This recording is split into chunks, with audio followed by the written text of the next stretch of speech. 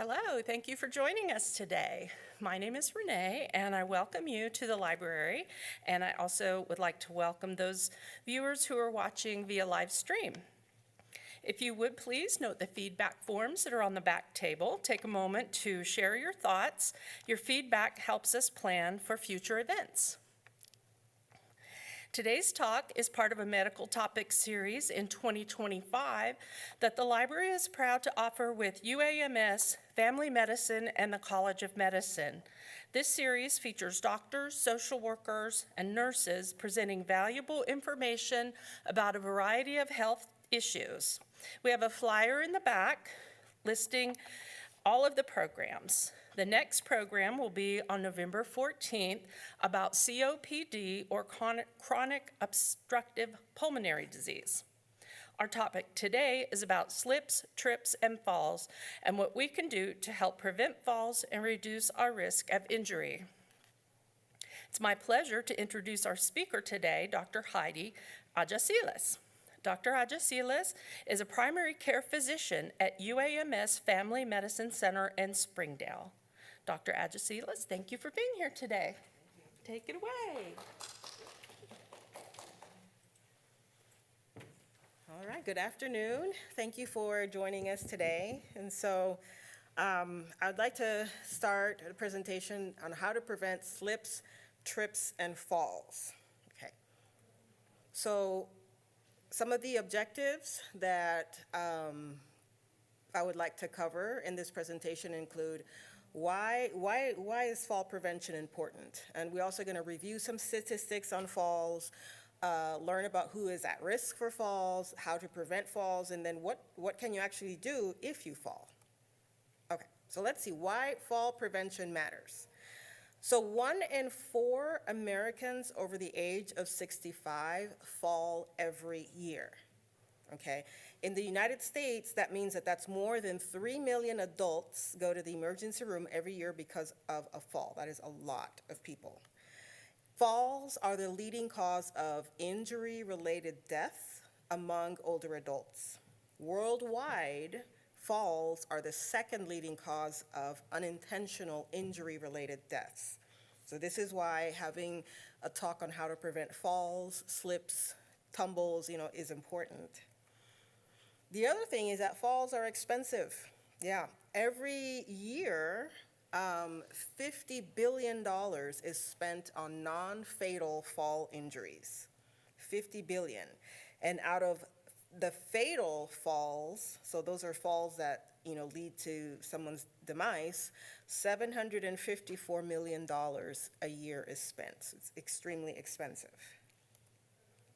So let's talk about who is at risk for falls. Most commonly, it's going to be people above the age of 65, okay? We also have people with chronic medical conditions like those with arthritis, diabetes, vision problems, people who take certain medications that can affect their ability to walk, that might make them a little bit sleepy or might make them dizzy, such as some sleeping medications or blood pressure medications. And anyone that has a balance or mobility issue, they're at increased risk for fall. Now, sometimes things that we do on a day-to-day basis can increase our chances of falling, such as walking while texting on your phone. That is a sure way to maybe lose your balance, trip, or fall. Okay. So let's talk about common causes of falls. Okay, so let's talk about environmental hazards. At home, we can have loose rugs. Maybe there's not enough lighting at home or at work or wherever we are. Clutter. So having a lot of toys or just things thrown around on the ground, all of those things can increase your chances of having a fall. We have medical factors. Okay, so patients who have weakness from a medical condition, they have balance problems, either they were born with balance problems or they've struggled with a stroke or they've had some type of a condition that has affected their balance. Also people with vision changes, okay? We also have people who have altered feeling in their feet, like diabetes can cause neuropathy, which is problems in the nerves, right? So when you lose a little bit of feeling in your feet, then that can increase your risk of falling because you're not very aware of, what the ground feels like underneath. So medications can also be the reason for falls. There are certain medications that will affect your balance, other medications that might make you feel dizzy or weak, and then footwear. So a lot of us like to wear socks when we're at home, but that's probably not the best footwear to wear because socks on tile or even on wooden floors can get pretty slippery. Okay, and some slippers, like household slippers, if you look at the bottom, they're very smooth. So those aren't the best to wear because, again, they can lead to falls. So I'm gonna talk about some home safety tips, okay? And I also have some videos to share with you, so it's not just me talking. So the first tip that we can do is remove all tripping hazards, okay? Computer cords, with more and more people working from home, they have computers, laptops, printers, and there's a lot of cables that go along with those things. So we want to find ways to contain it or maybe put it behind a furniture or something where they're not lying across the floor where somebody could trip. The other thing that we could do is clear out clutter, okay? So if, shoes are at the entryway, maybe you get like a small bin so that everyone can have a space to put their shoes. We also want to talk about toys. Kids will play and they'll take their toys out and put them all over the floor. Maybe we can have like a designated area for the children, to play. The other thing is loose rugs, okay? So, I've seen a lot of rugs that at at one of the corners, it's starting to lift up. So in that case, when you're trying to walk, if you're not paying attention, your foot might get stuck under that lifted edge and that might trigger a fall. Some things you can do for that is they have like a non-slip mat that you can place underneath it. You can also buy this tape that they sell just for that and just tape the edges of those area rugs. So let's talk about bathrooms and stairs. So bathrooms is a very common place where people have sustained falls. If the bathroom, let's say you don't have a shower, you have a bathtub, so that means you're gonna have to step into the bathtub. A lot of people will lose their balance that way because if the bathtub floor is wet, maybe somebody used it already, if there's a little bit of soap, shampoo, conditioner that makes that floor slippery, as you step in, your foot might slip and there you go. So one thing you can do is to have a grab bar so that as you step into the tub, you can hold on to that grab bar, and in case you slip, you've got something to hold on to. Okay, the other thing that you can do is that they have those anti-slip mats that you can use in the tub. Some people like using it, some people don't, but the safer option would be to use a grab bar. Same thing to have a grab bar by the toilet. It just depends on your mobility. Some people have a hard time standing up after being seated, so having a grab bar there can be helpful. Some people have issues with dizziness when they go from sitting to standing. So having a grab bar that they can hold on to can help them stand up a little bit slower and lower their chances of having a fall. The other thing that we can think about are handrails. You have steps. Okay, so in the house, a lot of homes have 2-3 stories. It's very important for every stairwell to have handrails. So as you go up and down the stairs, you want to hold on to the handrail. Okay, because a lot of people just want to run up and down, and that you can end up slipping and falling and sustaining a pretty bad injury from that. Another important area to put handrails is if you have steps outside the house. Even if it's one step, it's nice to just have a handrail so people can hold on to as they step down. Some homes have like a one-step difference between, let's say, the living area and the kitchen. Well, that one step can make it really easy for people to trip because they might, in a hurry, just want to go from the living room to the kitchen and forget that that step is there, and the next thing you know, they're tripping over the step. So having that handrail to remind them that, hey, there's a step here, I need to be careful, or use the handrail, that can also lower your chances of having a fall.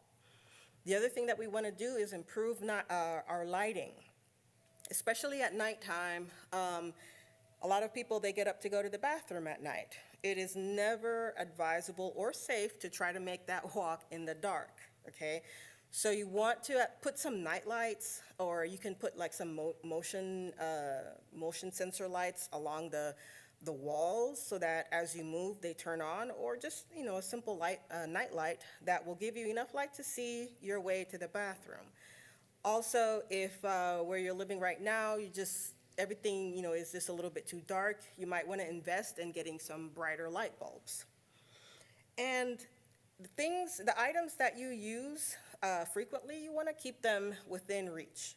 So if you know that you always have your phone around you, you're using it frequently, you might want to just kind of keep that around you. Same thing with like a water bottle or any item that you know you use a lot, keep it within easy reach, okay?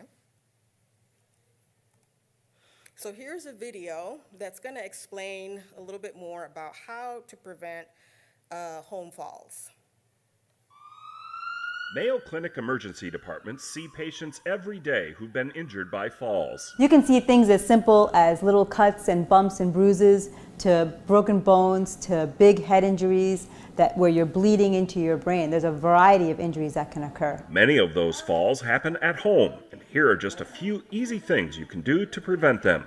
It starts with reviewing any medications you're taking with your healthcare team. Every time somebody gets a medication, try to know what the side effects are, especially if they affect your balance or your ability to be awake. Be informed about any medical conditions that could make you more prone to falls. Things like diabetes can cause neuropathy where you can't really feel your feet. And then, so if you can't feel your feet and you're walking around, you can't really tell if your surface is uneven. Other tips inside the house: wear sensible shoes instead of slippery socks, high heels, or flip-flops. Remove clutter and tripping hazards from high-traffic areas. Secure loose rugs with tape or non-slip backing. Keep your home brightly lit and place a nightlight in bedrooms, bathrooms, and hallways. Use an assistive device such as a walker or cane if needed. And if you have pets, be aware that they might be at your feet. We not infrequently see people who trip over their dog or their cat as they're trying to scurry out of the way. Stay physically active to avoid future falls. Gentle exercise like walking or Tai Chi improves strength, balance, coordination, and flexibility. And report all your falls to your healthcare team, even if they seem trivial. Sometimes it means something more is happening that needs to be investigated. For the Mayo Clinic News Network, I'm Jason Howland. Okay. So that video, it kind of summarized what I had just mentioned. One thing that I forgot to mention was pets. So a lot of us will have small, cats, dogs, and they like to follow us around the house, and sometimes we forget that they're there, especially if you're in the kitchen, because they think they're going to get something to eat. So they like to just hang around your feet, and if you're not aware, you can, if you step back and you feel them, you might overreact and stumble, or you just might trip over them altogether. I've seen several patients who have had that exact incident happen to them, where they tripped over their cat or they tripped over their dog, and now they've suffered a type of injury. So what other things can we do to prevent falls? Another important thing to do is to stay active and to stay strong, right? So the importance of regular exercise. We should not underestimate the importance of regular exercise. For those of us that can get some exercise, it is greatly recommended, right? Because it helps to improve your balance, your strength, and your flexibility. So a lot of people believe that the older you get, it's okay to not be flexible. But, I'm not talking about, extreme flexibility, but being able to bend down and touch your toes, things like that, or be able to sit cross-legged on the floor if you can. That's really important because it will help lower your chances of having joint problems and joint pain in the future. So some good examples of exercises is walking, doing some Tai Chi, yoga, and some strength training. All of those things are helpful for that. And incorporating exercise into our daily routine can also help with your response to a fall. because the older we get, that natural instinct to avoid a fall, it kind of diminishes. So with exercise, that will help you respond quickly to a fall. Okay, so these are some exercises, because I know that not everyone can tolerate standing and doing exercise for many different conditions. So this is a video on some seated exercises that not just older adults, anyone who has problems exercising standing up, they can participate in. So if you want, you can join along with the video. Let's press play.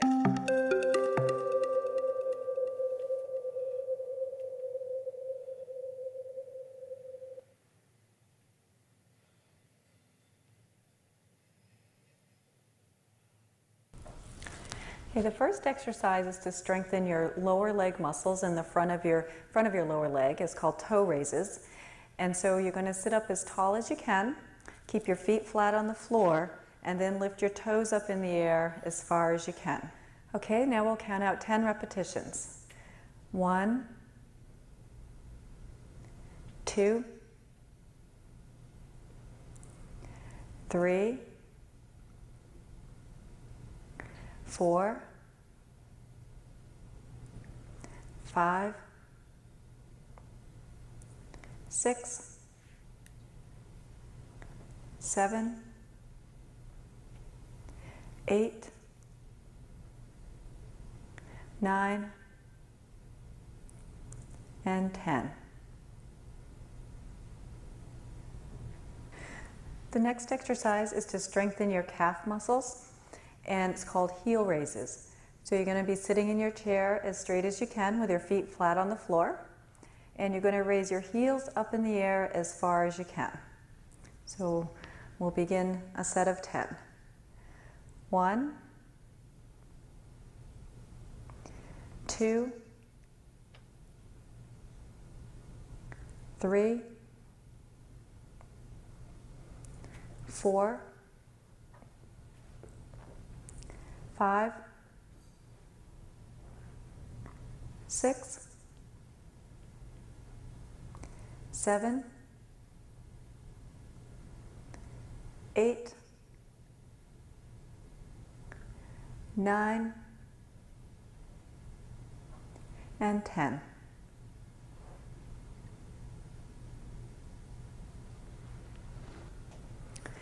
The next exercise is to strengthen your quadriceps or thigh muscles. And if you have some cuff weights that you can wrap around your ankle and you feel comfortable using these, you can use weights. If you don't have weights or it's too difficult to straighten your leg out with weights, then using no weights is fine as well. And so what you're going to do with this exercise is to sit up as straight as you can. You're going to start with your knees bent, and then you're going to straighten your right leg out so that your knee is as straight as it can go, and then bend your knee so that your foot is flat on the floor. Okay, so we'll begin a count of 10 on the right leg. 1,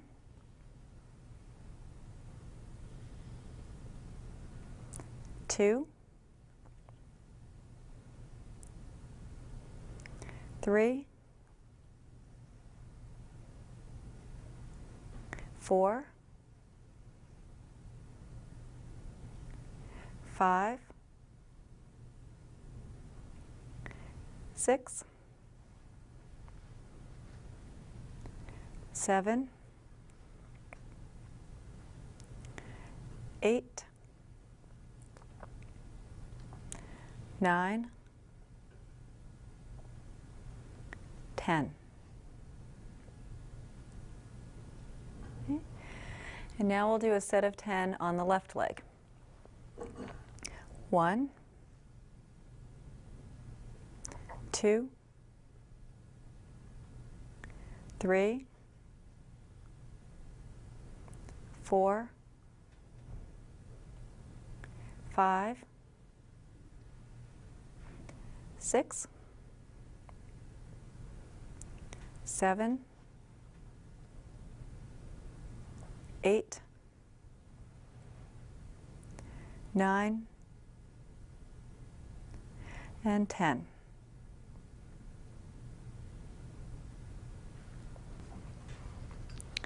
Okay, the next exercise is to strengthen your hip flexor muscles, or the muscles in the front of your hip.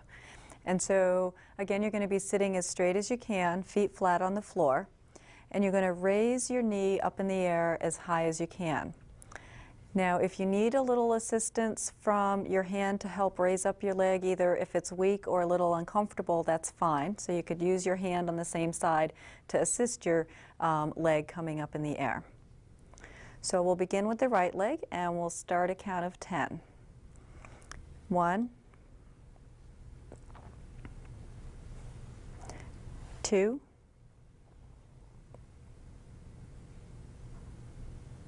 3, 4, 5, 6, 7, 8, 9,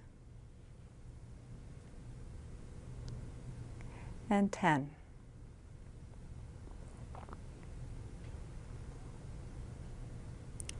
Okay, and now we'll do a set of 10 on the left leg. 1, 2,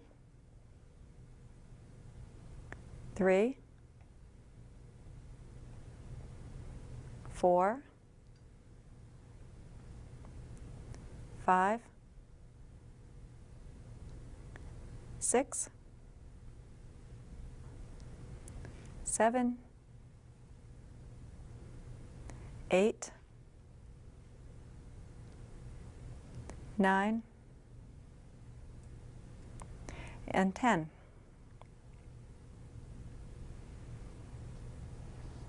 This exercise is called hip abduction, and it's to strengthen the outer hip muscles. If you have a TheraBand, you can tie it around your thighs to give some resistance. If you don't have a TheraBand, that's fine, and you can do this exercise without resistance. And what you're going to do is to sit as straight as you can, feet flat on the floor and knees bent, and you're going to slide your right leg out to the side and then back in. Okay? So now we'll begin a count of 10 on the right. 1, 2, 3, 4, 5, 6, 7, 8, 9, 10. Okay, now we'll do a set of 10 on the left leg. 1, 2, 3, 4, 5, 6, 7, 8, 9, and 10. This exercise is to strengthen the upper back muscles. So what you want to do is start in a seated position as straight as you can. You're going to hold the TheraBand between your hands, so there's a little bit of tautness to begin with in the band. And then bring your elbows back so that you're squeezing your shoulder blades together. And you want to feel the muscles between your shoulder blades working with this exercise. So we'll now count out 10 repetitions. 1, 2, 3, 4, 5, 6, 7, 8, 9, and 10.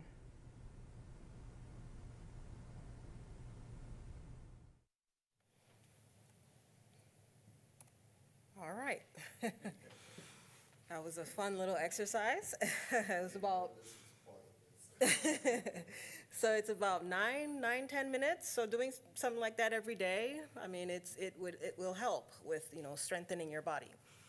So other things that we can do to prevent or to lower our risk of having a fall is to get regular eye exams. We cannot neglect our vision.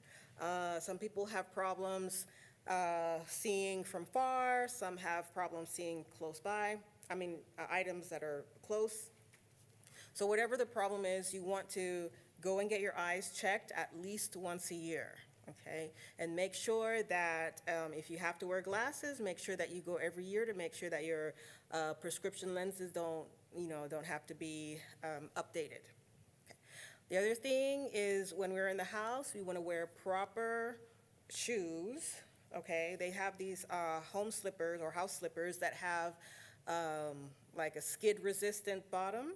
So you might want to invest in some of those when we go out as well, especially, depending on the weather. Here in Arkansas, we get all sorts of weather. So when it's rainy, you want to make sure that you're wearing shoes that will protect your feet. Hopefully shoes that won't allow your feet to get wet. If there's snow or ice on the ground, ideally, you just stay home to avoid a fall, but if you must go, then you need to wear shoes that are appropriate for that environment. And we want to avoid walking in socks or slippers because that is a very, very slippery. I know it's comfortable, but your chances of falling are higher because there is no skid resistance with socks or slippers. Okay, this is another important step that we should not ignore. Review your medications. If you have a concern about falls, you should go and ask your provider to review your medications with you and to help you identify which of the medications can give you side effects that can increase your fall, such as dizziness or sleepiness, right? So you want to make sure that you review those medications, and if you can possibly change it to a safer option, then that's great. But if the medication cannot be changed, then you really want to make sure that you incorporate all of these tips that we're talking about to reduce your risk of falls. Another important thing to mention about medication is to never stop taking them suddenly. You want to speak to your provider first. Some medications will lead to dangerous side effects if you stop them altogether. Okay, like for example, some antidepressants, if you stop them abruptly, one of the side effects of the withdrawal is dizziness. And so those are the things that we want to avoid in that. So if you feel like you want to stop a medication, go ahead and give your provider a call and say, hey, I don't want to take this particular medication for whatever reason you may have. Ask them if this is a medication that we can stop all of a sudden, or do I need to taper down or just slowly come off of it. All right, so what to do if you fall, okay? So the first thing to do is to stay calm. And then you want to check for injuries. So you want to kind of, while you're on the ground, you want to check from head to toe if anything is hurting, okay, before you get up. Because if you fall and you notice that, oh, your hip is hurting, like really, really hurting, there's a possibility that you won't be able to get up because maybe you broke your hip or your knee or your foot, okay? If after you do a full body scan, for pain or bleeding, try to get up slowly using sturdy furniture around you, okay? Do not use anything that has wheels. So if it's a chair that has wheels, do not use that to stand up because that chair will roll out from under you, okay? If you are hurt and you're not able to get up, you need to call for help. okay? So I have another video. This one is shorter than the last one.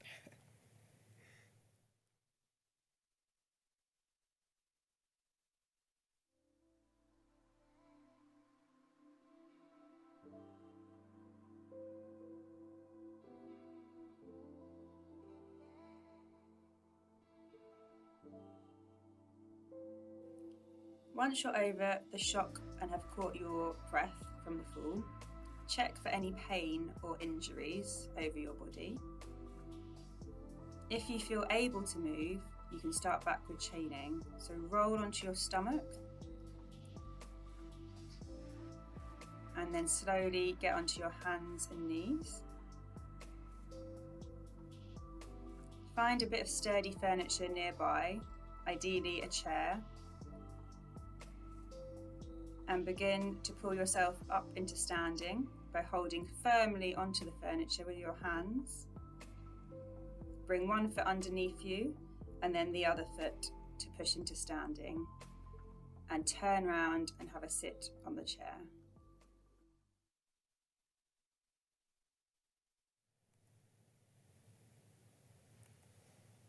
Oh, I went back. Let me go back one. Let's go back one more slide. Oh, well, actually this one. Okay, so before we go to this slide, okay, we can't have a talk about preventing falls, slips, tumbles without a little bit of humor, okay? I mean, I know we've all seen videos of people falling, and it does make us laugh, and we're not here to make fun of anyone falling or anything like that. The reason why I chose this particular video is because I want you to pay close attention to what this couple is doing, and I want you to think about things that they did that, or things that they neglected to do that could have prevented that fall, okay?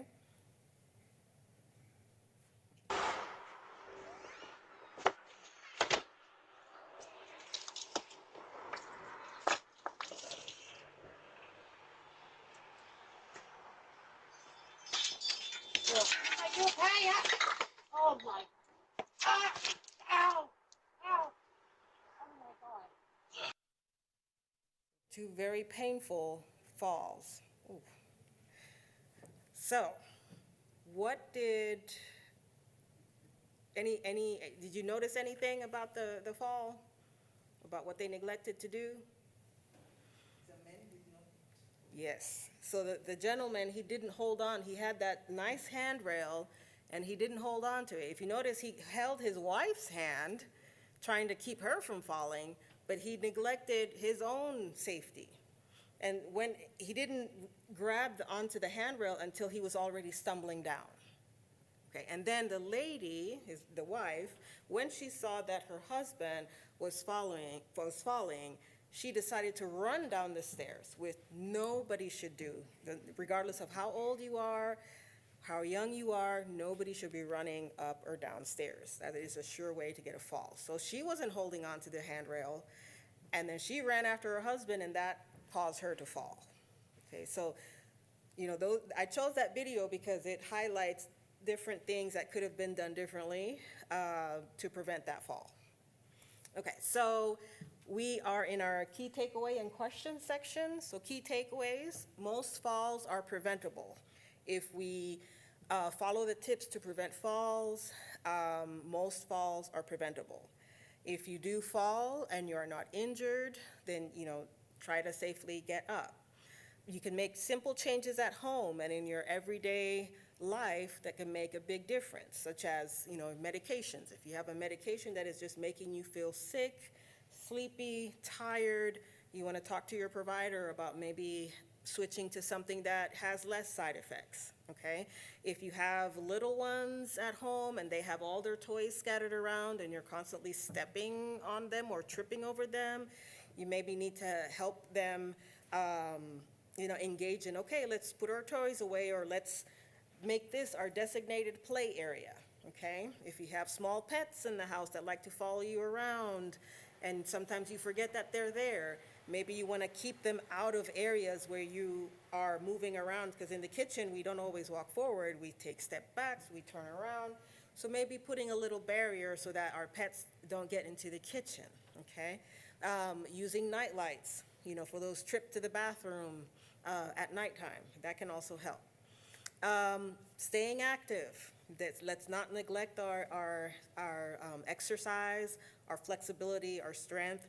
We need to stay safe, okay? So if the weather is bad, if there's a lot of rain, snow, ice, if you don't have to get out on the street, don't. Just go ahead and stay home, okay? If you do have to get out, make sure that you're wearing proper footwear for the occasion. And stay connected to the resources that are available in your community. So if you have a problem with balance, we have a lot of physical therapy centers here that will do physical therapy to help with your balance, to help strengthen your core, your back, so that you have less chances of falling. Okay? Do we have any questions? I came in sort of at the end, I'm sorry, or in the middle. What are your thoughts on rugs? On rugs? Yeah. So, yes, area rugs, I love a nice area rug. But they are a major tripping hazard because I've seen a lot of them that have the corners curled up. And I've seen people trip on those. So if you must have an area rug, you can do one of two things. You can buy the non-slip mats that go underneath it, but make sure that the non-slip mat is really connected to the edges of the rug, because that's the biggest problem with the rugs, the edge, like the entire edge of it. The other option is to use tape. They have, especially if it's an area rug on carpet, right? So they have this specialized tape that you can put all around the border of your area rug. And then you just go ahead and put it down there firmly. Make sure you press it into place to keep those edges from curling up. The other option would be not to have any area rugs. That would be the better option. But I know a lot of people like to have area rugs, when they first step in the house. Those rugs don't have to be very big. But again, if you must have a rug, make sure you secure it down with either the tape or the non-slip mat. All right. Just to make you aware, I'm from the Smeeting Center in Yes. Springdale. I don't know if you know. Yes, I do recognize it. But I did want to make this group aware that we have some exercise programs available via Zoom. Okay. We offer one called Eccentrics, that is a mixture of Tai Chi and yoga. Okay. And we offer another one called Cognitive Physical Fitness. It's a little more challenging. You're counting as you're moving, but you are moving. Okay. And both of those are free, and both of those are available via Zoom, so you could do them at home if you wanted to. Okay, so this is with the Schmeeding Senior Center, yes, okay. That's right. So that senior center is in Springdale. The address is 2422 North Thompson Avenue. So if you guys want to check them out, they have a lot of resources, and they offer Zoom classes. I don't know if because we have an online audience as well, so I'm just gonna kind of repeat what you were saying. Yes, so they offer Zoom classes for exercises. Okay, one is cognitive physical fitness, which is where you're counting while you're doing the exercise, and the other one is like a Tai Chi. It's a Tai Chi and yoga mixed. It's slow stretching. Okay. Called Eccentrics. Eccentrics. So that class is called Eccentrics, and it's a Tai Chi with strength training, and it's more slow, like longer stretches. So both great options.